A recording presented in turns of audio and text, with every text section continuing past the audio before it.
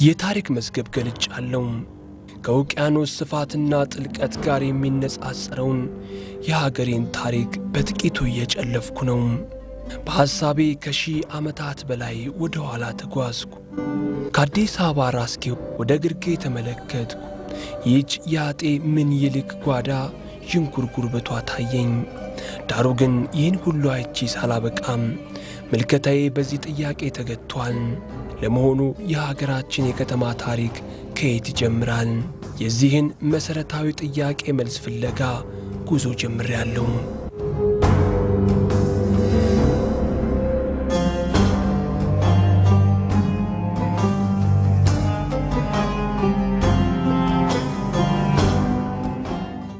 ቅድመ አክሱም ስልጣኔ ከቅድመ ልደተ ክርስቶስ በአንደኛው ሚሊኒየም መነሻ ላይ ቀደም ብሎ የሰው ልጅ በዱር በገደል ሩጫውን ትቶ እንስሳትን መጠበቅና ማስከበር ሲጀምር የመሬትን አፈር ለምግብ ማፍሪያነት ሲጠቀምበት ስብስብ ብሎ ባንዳ አካባቢ መኖር እንደጀመረ ታሪክ ያወሳል ከዚህ ዘመን በኋላ በምስራቅ አፍሪካና በሰሜን አፍሪካ አካባቢዎች አንዳንድ መንግስታት መፈጠር ጀምረዋል ጥንታያኑ የኑቢያ ጥቋቁር ፈርዖኖች የማህበራዊ ስንክሳሮቻቸውን ለማሸነፍ የወጠኗቸው በርካታ የኪነ ህንጻ ውጤቶች ዛሬ የታሪክ ምስክር ሆነው ሱዳንን ያኮሩ ነው ሰሜን አፍሪካውያን ግብጾችም ወጥተው ወርደው ለመሪዎቻቸው የሰሯቸው ፒራሚዶችና በጽሁፍ ተከትቦ እንዲቀመጥ ያደረጉት ጥበባቸው ዛሬ ግብጻውያን ተነግሮ የማያልቅ ትውፊታዊ የታሪክ ባለቤት እንዲሆኑ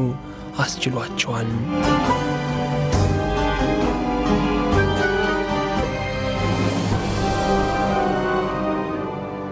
የጥንታዊ የኢሃስሮ መንግስትም በሰሜናዊ ኢትዮጵያ ጠንካራ ይዞታውን መስርቶ የራሱን እምነትና ማህበራዊ ክንውን ጀምሯል ይሁን እንጂ እዚህ ጋር አንድ አከራካሪ ጥያቄ ይነሳል በተለይ ደግሞ ከዳአማት ከተማ መሰራረት ጋር ተያይዞ ሁለት ጽንፎች የተለያየ አመለካከት አላቸው አንደኛው ወገን ይህ ስልጣኔ ፍጹም ኢትዮጵያዊ ነው ይላል ሁለተኛው ደግሞ ከደቡብ አረቢያ ስልጣኔ የተቀዳ ነው የሚል ሐሳብ ያነሳል አንድ ህዝብ የራሴ ንጹህ ስልጣኔ የሚለው ሊደረው አይችልም ግንኙነት እስካለ ድረስ ስልጣኔዎች ወይም ባህሎች ይወራረሳሉ እና ግብጻውያን ተዘግተዋል ኢትዮጵያውያን ተዘግተዋል ነበሩ ከውጭው ዓለም የንግድ ግንኙነት እንደነበራቸው ብዙ አመላካች ነገሮች አሉ እና እነዚህ ሰዎች ከደቡብ አረቢያም ከግብጽም ከሌሎችም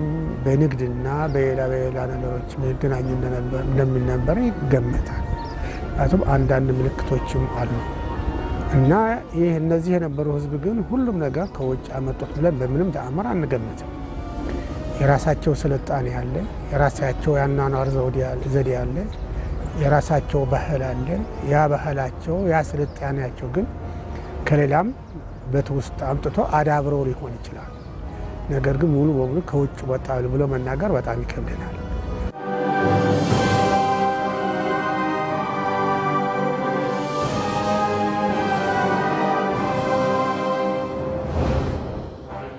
በይሃ ጥንታዊ መንደር ውስጥ በርካታ የታሪክ ማስረጃዎች ተገኝተዋል ምንም እንኳን በጊዜ ጭነት የተነሳ ከመሬት በላይ የነበረው ነገር ሁሉም እንደ መስራቾቹ አጽም ወደ መሬት በመቀበሩ ቁፋሮ አስፈልጎታል በተለያዩ ጊዜያት የሀገራችንን ጨምሮ የውጭ ሀገር የአርኪኦሎጂ ባለሙያዎች በስፍራው ለዘመናት የታሪክ ምስክር ፍለጋ ቁፋሮ አካሂደዋል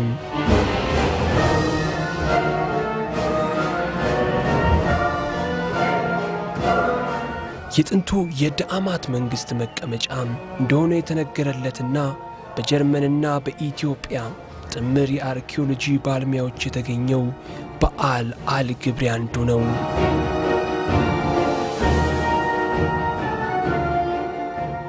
ይሄ ያለንበት ቦታ ግራት በአል ግብሪ ተብሎ ይታወቃል የረጅም ጊዜ ታሪክ መረጃ ያቀፈ ቦታ ነው በ1960ዎቹ በፈረንሳውያን አርኪኦሎጂስት በከፊል ቁፋሮ እንደተደረገ ይታወቃል ይሁን እንጂ ያኔ የተደረገ ቁፋሮ የተሟላ ስላልነበረ የህንጻው አጠቃላይ ሁኔታ ለማወቅ አላስቻለን ነበር። ከ2009 እንደ አውሮፓውያን አቆጣጠር ጀምሮ በጀርመናውያን አርኪኦሎጂስት ሰፋ ያለ ቁፋሮ ምርምርና ጥገና ስራዎች እየተሰሩበት ያለ ሁኔታ ነው ያለው አሁን።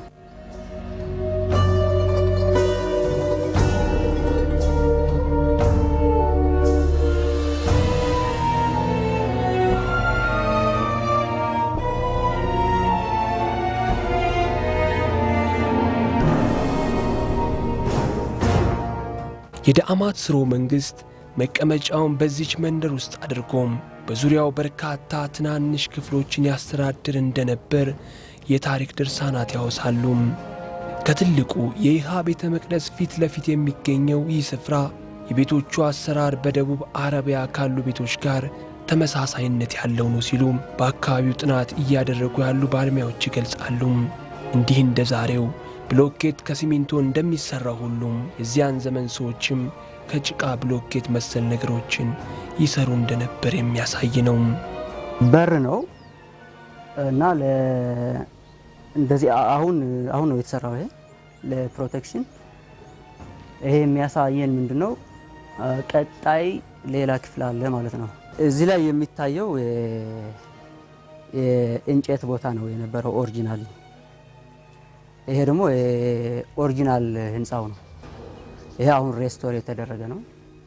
ይሄም ኦሪጂናል ህንጻ ነው እና በጣም ፍራጃይል ስለሆነ ፕሮቴክት ለማድረግ ነው አሁን የሪስቶሬሽን ስራ እየተደረገበት ያለ።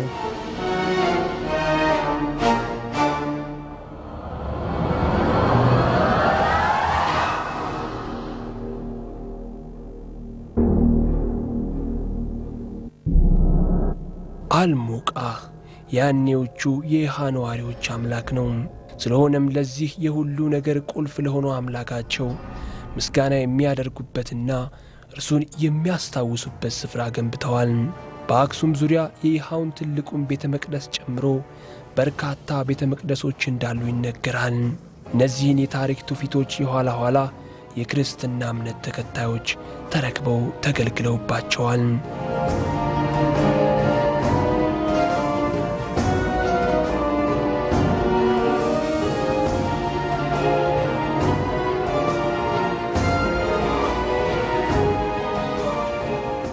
በይሃ ዙሪያ ከሚገኙና ጥናት እየተካሄደባቸው ካሉ ቦታዎች ውስጥ ሌላው አስገራሚው የይሃ መሪዎችና ለእነርሱ ቅርብ የሆኑ ሰዎች የሚቀበሩበት የቀብር ስፍራ ነው። ከታላቁ የይሃ ቤተ መቅደስ ጀርባ የሚገኘው ይህ የመቃብር ስፍራ ከአለት ወደ ውስጥ ተፈልፍሎ የተሰራ ነው። ይህ አካባቢ በዳአማት ስርወ መንግስት ዘመን ወይም ደግሞ በ7ኛውና በ6ኛው ዓመተ ዓለም የዛ ዘመን ሰዎች ሲጠቀሙበት የነበረው የመቃብር ስፍራ ነው።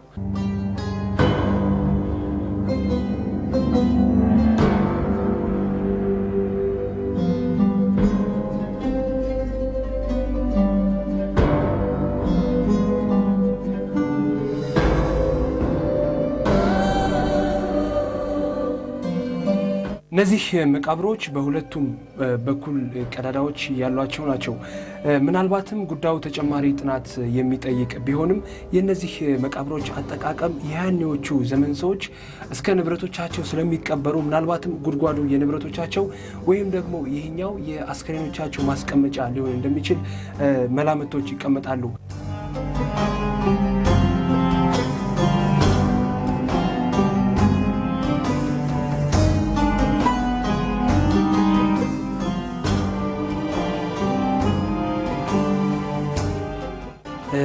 እንግዲህ በዚህ ውስጥ የሚታዩት ሌሎች ቀዳዳዎች ደግሞ ወደ ውስጥ ይታያሉ። ምናልባትም ሌሎች መቃብሮች ሊኖሩ ይችላሉ ወደ ውስጥ።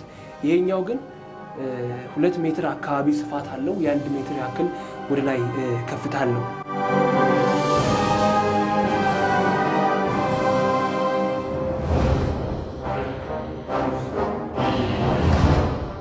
መቃብሮቹ 3 ሜትር የሚደርስ ጥልቀት ያላቸው ናቸው።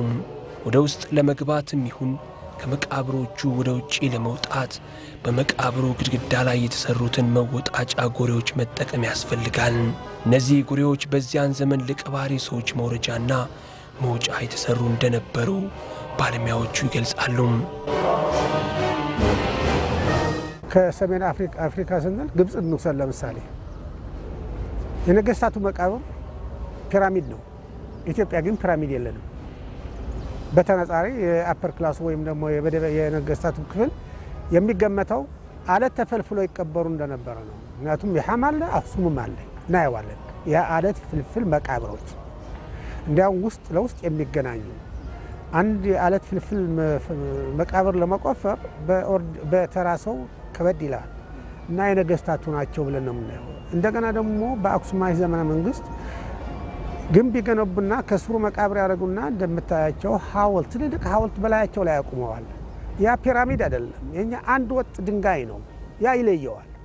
የራሱ ኢንዲጂነስ የሆነ ካልቸር እንደነበረ ነው የሚያሳየን፣ ወይም ባህል እንደነበረ ነው የሚያሳየን የቀብር ባህል።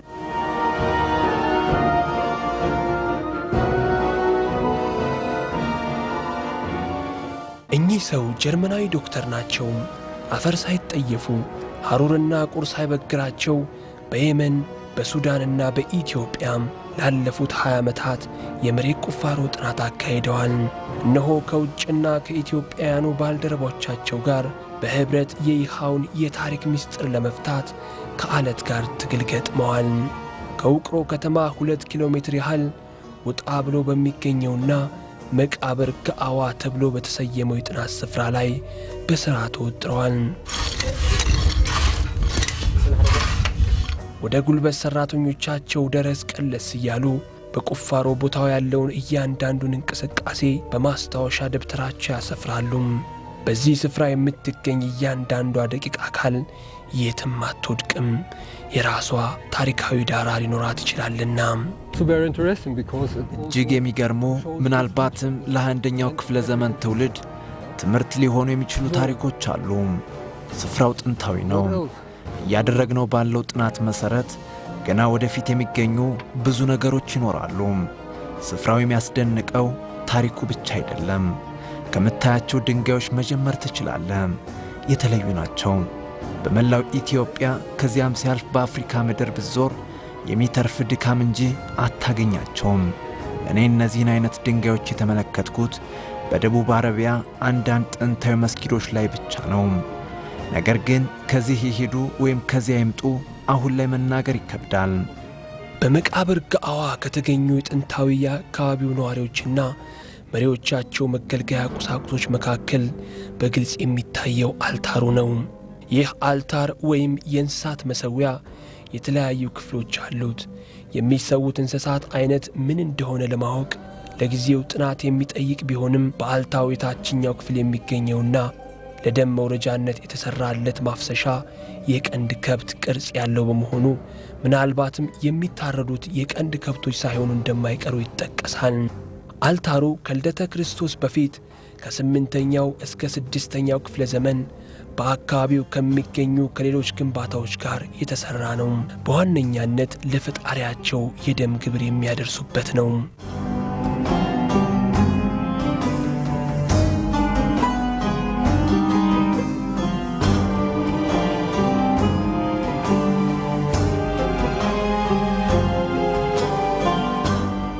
ዶክተር ፓውል በስፍራው እስካሁን በቁፋሮ የተገኙትንና ዘመናዊ መሳሪያቸው የመሬትን ማህፀን ፈልፍሎ ያሳያቸውን እያንዳንዷን ነገር አወጉኝ።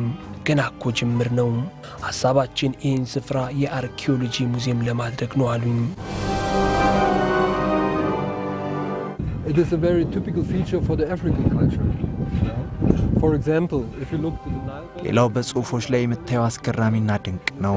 በዚህም ሀገር ይሁን በሌላው ዓለም የሰው ልጅ የሚጠራው በአባቱ ነው። ከዚህ ግን የተጠቀሰው የአባት ስም ብቻ አይደለም፣ የእናትም ስም ተጠቅሶ ታያለህ። የዘር ቆጠራውም በእናትም በኩል እንዳለ ያሳያል። ምናልባትም ተጨማሪ ግኝት ከሌለ በቀር የኢሃ ስልጣኔ ከዓለም ቀድሞ ከሺህ ዓመታት በፊት ለሴቶች የእኩልነት ክብር ሰጥቷል። ለወንዶች ብቻም ሳይሆን ለሴቶችም ሐውልት ታንጿል። the female part in the kingdom or in the family, was much more important here.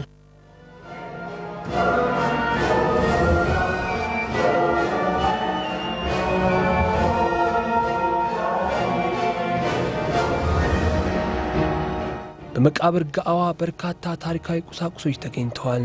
በዘመኑ የነበሩ ነዋሪዎች በሸክላ ሥራ የተካኑ እንደነበሩ የሚያሳዩ በርካታ አስረጅ ቁሳቁሶች ተገኝተዋል። ዶክተር ፓውልና ባልደረቦቻቸውም የሚያገኟትን እያንዳንዷን ነገር በወረቀት እያሸጉ ያስቀምጣሉ። በተለይ በአልታሩ ላይ የተከተቡ ጽሑፎችና በአካባቢው በተገኙ የድንጋይ ፍርስራሾች ላይ የተገኙት የሳባውያን ፊደላት በአካባቢው የዳበረ ስነ ጽሑፍ ሥራ እንደነበር የሚያሳዩ ናቸው። የጽሑፎቹ ይዘት በአብዛኛው ሃይማኖታዊ ይዘት ያለው ነው።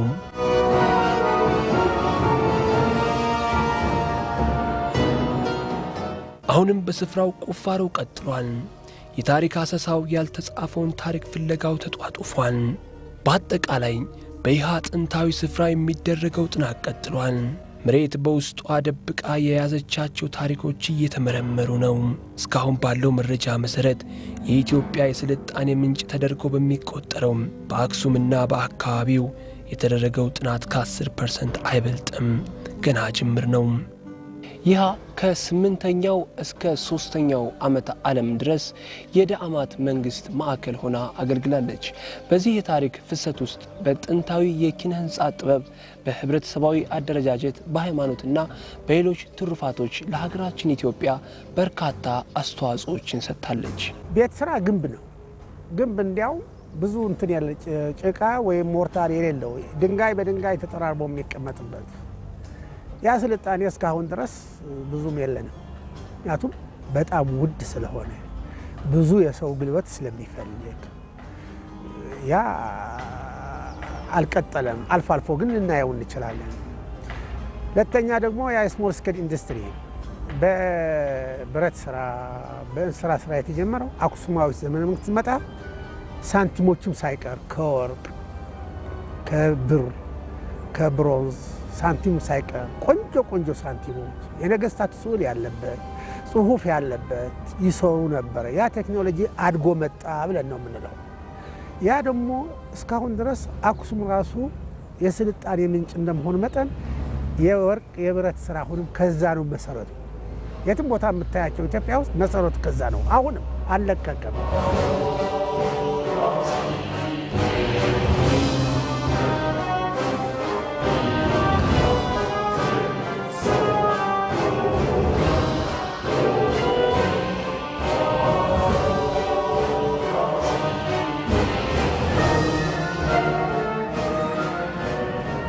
እነዚያን የሰሜን ኢትዮጵያ ከፍተኛ ቦታዎች አሻግሬ ቃኘኋቸው። ነገ ደግሞ ያልተጻፈም አዲስ ታሪክ በውስጣቸው እንደሚኖር አስባለሁ። ትላንት የዛሬ መነሻ ነው፣ ዛሬ ደግሞ ለነገ ታሪክ ነው። ትውልድ ይቀጥላል። ታሪክም እንዲሁም ያልተጻፉትን ታሪኮችም ትውልድ በተራው ይከትባቸዋል።